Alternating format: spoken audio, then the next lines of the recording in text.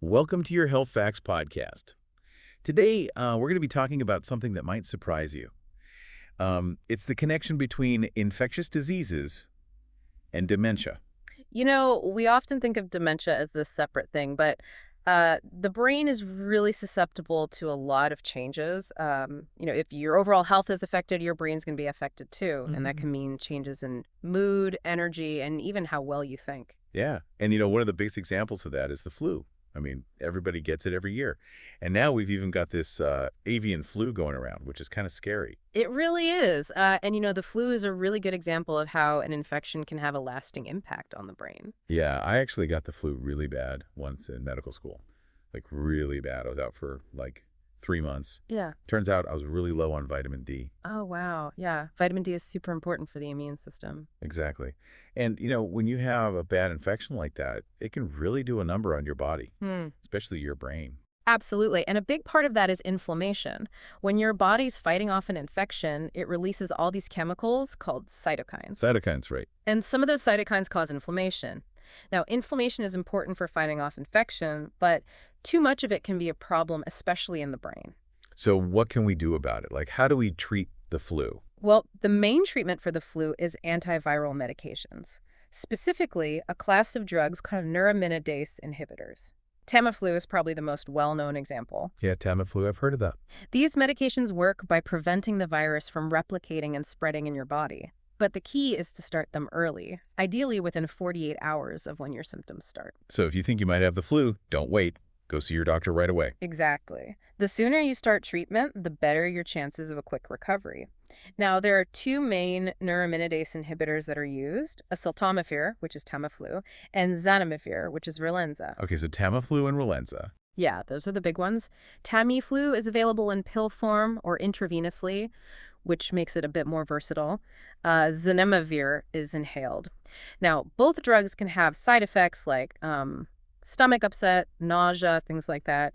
And in rare cases, they can cause neurological problems. So it's important to be aware of the potential side effects and talk to your doctor about any concerns you might have. Exactly. It's all about finding the right treatment for each individual patient. And of course, it's important to use antibiotics responsibly to prevent drug resistance. Right, that's a huge issue these days. It really is. We need to make sure that these medications remain effective for the people who really need them. Okay, so we've talked about the flu, but there are other infections that can increase the risk of dementia, right? Like pneumonia, for example. Yes, absolutely. Pneumonia is a serious infection that can be a complication of the flu or even a cold. And studies have shown that people who have had pneumonia are at an increased risk of developing dementia later in life. Wow, that's interesting. So it's kind of a vicious cycle, right? Because people with dementia are also more likely to get pneumonia. Exactly. It's a very complex interplay of factors, but a big part of it has to do with aspiration. Aspiration is when you accidentally inhale saliva or food particles into your lungs. Oh, I see. So if someone with dementia has trouble swallowing, they're more likely to aspirate and develop pneumonia. Right. And it's not just people with dementia. Anyone who has difficulty swallowing is at an increased risk. So what can people do to prevent aspiration? Well, there are a few things. First, it's important to maintain good oral hygiene. That means brushing your teeth regularly and flossing. I was reading about how in Japan, people gargle with green tea to help prevent colds, and apparently it actually works. Green tea has these compounds that have anti-infectious properties. Interesting. Yeah, it is. And also, it's important to be mindful of what you're eating and how you're eating it. Like, don't talk with your mouth full. Right. And also, sit up straight when you're eating and avoid using straws. Those things can all increase the risk of aspiration. Okay, good advice. So we've talked about pneumonia. Are there any other infections that are linked to dementia? Yes, urinary tract infections or UTIs are another common infection that's been associated with an increased risk of dementia, especially in women. Why is that? Well, there are a few reasons. First, women have a shorter urethra than men, which makes it easier for bacteria to travel up into the bladder. Oh, I see. And also, as women age, the tissues in the urinary tract can thin out, which makes them more susceptible to infection. So what can women do to prevent UTIs? Well, the most important thing is to stay hydrated. Drinking plenty of fluids helps to flush bacteria out of the urinary tract. Right. And it's also important to urinate regularly. Don't hold it in. Good advice. UTIs can be really serious. Yeah. My mom actually got sepsis once from a UTI. Oh, wow, that's scary. Yeah, she wasn't drinking enough water, and it got really bad really fast. Sepsis is a very serious condition. It's basically a life-threatening response to infection. Right. So it's important to be aware of the symptoms of sepsis, like fever, chills, rapid heartbeat, and confusion. Exactly. If you think you might have sepsis, it's important to seek medical attention immediately. Okay, so we've talked about bacterial infections, but what about viral infections? Can those cause dementia too? Yes, they can. One example is syphilis. Syphilis is a bacterial infection, but it can actually lie dormant in the body for years, even decades. Wow, that's crazy. It is, and during that time, it can slowly damage the brain, eventually leading to dementia. So what are the symptoms of syphilis? Well, it depends on the stage of the infection. In the early stages, you might have a painless sore called a chancre. Chancre, okay. Yeah, and then later on, you might develop a rash. But sometimes there are no symptoms at all. That's why it's so important to get tested if you think you might have been exposed. Right. And is syphilis treatable? Yes, it is. It's treatable with penicillin. But the key is to catch it early.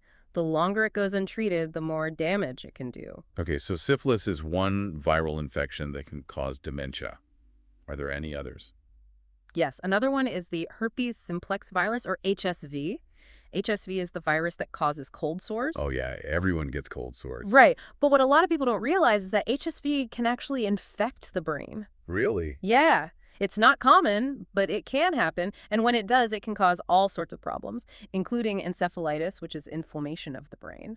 So how do you know if you have HSV encephalitis? Well, the symptoms are similar to other types of encephalitis, like fever, headache, confusion, and seizures. So it can be pretty serious. It can be. That's why it's important to see a doctor right away if you have any of those symptoms. Okay, so what's the treatment for HSV encephalitis? The main treatment is an antiviral medication called acyclovir. Acyclovir works by blocking the replication of the virus. There's also another drug called valacyclovir, which is a prodrug of acyclovir. That means it's converted into acyclovir in the body. Valacyclovir has the advantage of being better absorbed and requiring less frequent dosing. So it's more convenient for patients. Exactly. But both drugs can have side effects like nausea, vomiting, and diarrhea. And in rare cases, they can cause kidney problems. So it's important to weigh the risks and benefits of treatment. Always. And of course, it's important to remember that these are just a few examples of the many infectious diseases that can potentially contribute to dementia. Right. So the takeaway message is that it's important to protect yourself from infections and to seek medical attention if you think you might be sick. Exactly. And it's never too early to start thinking about your brain health. Great advice. Thanks for joining us today. We hope you found this information helpful. And be sure to stay tuned for our next episode where we'll be discussing. So, we've been talking about the risks, but there's good news too. There are things you can do to really boost your immune system. And, a strong immune system is your best defense against these infections that can sometimes, lead to dementia. Yeah, that's a good point. So what are some of the things people can do? Well, diet is a huge one. What you eat really does affect your immune system. A balanced diet with lots of fruits, vegetables, whole grains, all that good stuff, it really makes a difference. Yeah, I've heard that. And exercise too, right? Absolutely. Exercise is so important for overall health, and that includes immune function. Aim for at least 30 minutes of moderate intensity exercise most days of the week. And it doesn't have to be anything crazy, Just get your heart rate up, get moving. Right, right. And I guess sleep is important too, huh? Oh, absolutely. Sleep is when your body repairs itself and recharges. When you don't get enough sleep, your immune system takes a hit. Aim for 7 to 8 hours of quality sleep per night. So diet, exercise, sleep, those are all pretty standard healthy lifestyle recommendations. They are, but they really do make a difference when it comes to immune health. And, another big one is stress management. Chronic stress can wreak havoc on your immune system. Yeah, stress is definitely bad for you in a lot of ways. It really is. So finding healthy ways to manage stress, whether it's meditation, yoga, spending time in nature, whatever works for you, is really important. Okay, so what else? Well, maintaining a healthy weight is also key. Obesity is linked to chronic inflammation, which can weaken your immune system. Right, so losing weight, even a little bit, can help. Exactly. And of course, it goes without saying that smoking and excessive alcohol consumption are bad for your immune system. Yeah, those are no-brainers. Right. And then there are some more basic things like good hygiene. Like washing your hands. Yes, exactly. Washing your hands frequently, covering your mouth and nose when you cough or sneeze. avoiding close contact with people who are sick. Those are all simple things that can make a big difference. Right. And what about vitamin D? I know we talked about that earlier. Yes, vitamin D is essential for immune function, so make sure you're getting enough. You can get vitamin D from sunlight, certain foods, or supplements. Okay, so we've got diet, exercise, sleep, stress management, healthy weight, avoiding smoking and alcohol, good hygiene, vitamin D. Anything else? Well, vaccinations are really important too. They help protect you from specific diseases that can weaken your immune system. Right. Vaccines are important. And what about probiotics? I've heard those are good for your gut health. They are. Probiotics can help support a healthy gut microbiome, which is important for overall health, including immune function. Okay. And are there any other supplements or herbs that can help boost the immune system? Well, there are a lot of claims out there, but the scientific evidence is still pretty limited. Some people believe that things like elderberry, echinacea, zinc, and vitamin C can be helpful, but more research is needed. So it's always best to talk to your doctor before starting any new supplement. Absolutely. And last but not least, don't forget about hydration. Drinking enough water. Exactly. Water is essential for all bodily functions, including immune function, so make sure you're staying hydrated. Okay, great advice. So it sounds like there's a lot of people can do to support their immune system. There is. And remember, a healthy lifestyle is about making sustainable changes, not about being perfect. Just do your best and focus on the things you can control. So we've been talking about the early and middle stages of dementia, but what about the late stage? What does that look like? Well, the late stage, sometimes called severe dementia, is the most challenging. At this point, cognitive function and physical abilities have declined significantly. So someone in the late stage of dementia would need round-the-clock care. Yes, absolutely. They would be completely dependent on others for all aspects of their care. And what are some of the specific challenges that caregivers might face during this stage? Well, memory loss is severe at this stage, so the person may not recognize even close family members or friends. Communication becomes very difficult, and they may have trouble expressing even basic needs. And what about physical abilities? Physical abilities also decline significantly. They may have difficulty walking, eating, and controlling their bladder and bowels.